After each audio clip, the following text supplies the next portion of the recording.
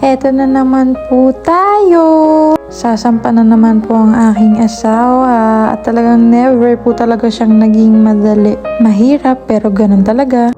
Anyway, sinabi ko nga sa asawa ko na kailangan niya na talagang magpamassage para naman relax siya at talagang ma-ready namin ang kanyang katawan bago siya sumampa ulit. So, ito kami, nagpaspa, and after, nagtilang naman kami. So, super na-relax naman kami at nagustuhan din naman ng mister ko at natanggal daw yung mga sakit niya sa kanyang katawan.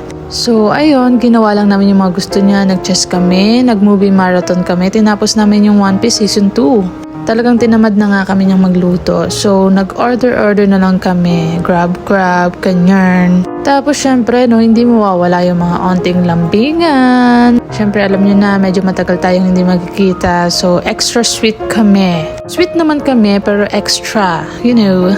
Anyway, ito na yung araw na ihahatid namin siya sa bus. Dahil kailangan niya nga pumunta ng Manila. Kasi may mga need pa siyang asikasuhin doon. So, pinag-pray natin ang aking asawa. Of course, yan ang pinakasandata namin sa panahong ganito.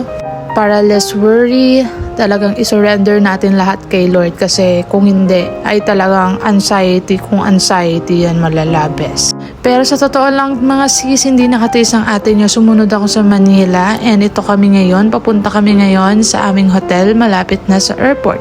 Kasi naramdaman ko nung mga panahong inatid ko siya that day ay talagang parang ang lungkot-lungkot niya and of course malungkot din ako. So ayun, sinundan natin siya sa Manila. Nang hinayang din naman ako sa time na meron pa kami dapat. So ayun, may 2 days pa naman kami na magkasama dito sa Manila. So ayan, ito yung pinagtuluyan namin malapit sa airport dito sa Pasay. So actually residential pala siya pero nabook ko siya online. Salamat kay Lord sa favor niya kasi nga naman nabook ko to. Mali pa yung date. Talagang kinonta ko agad yung hotel and thank God mabait naman yung manager, pinayagan tayo. Nagpahinga lang kami mag-asawa and after that nag-decide kaming pumasyal sa MOA since malapit lang din naman siya. Nag-walking kami and ayan, pasyal, relax. Hindi muna namin iniisip ang bukas kasi pag inisip namin yun ay malulungkot talaga kami. So ito, kumain kami sa FOA. Tama ba?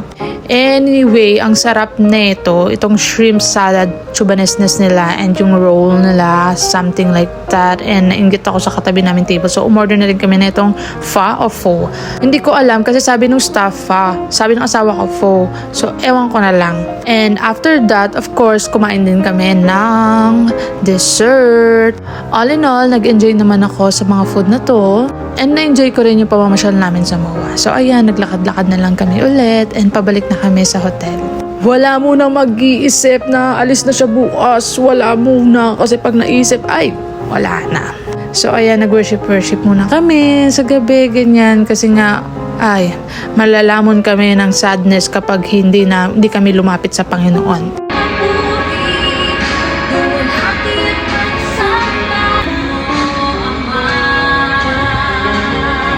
This is it, pansit. Hindi naman to goodbye, kundi see you soon.